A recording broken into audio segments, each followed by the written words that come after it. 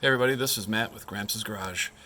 So Winston, my daily driver, 66 Buick Le Sabre, is has been giving me some cranking problems.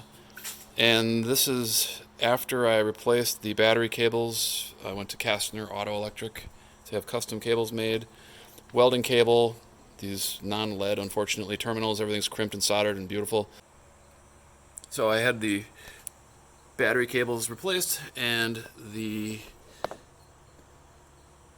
screw that goes through the alternator bracket into the cylinder head was loose. And so a good friend of mine, Oldsmob 455, I think, his YouTube channel, definitely worth checking out.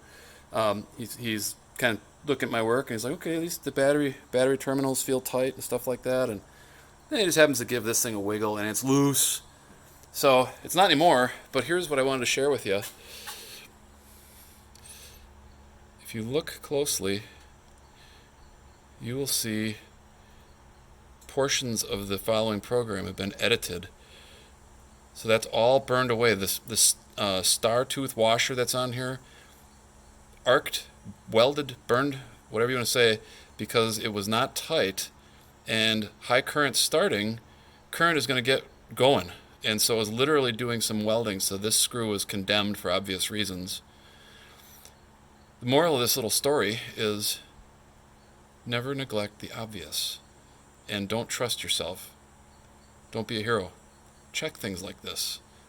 Because I was in the process of putting Winston up on the lift to remove the starter and rebuild it.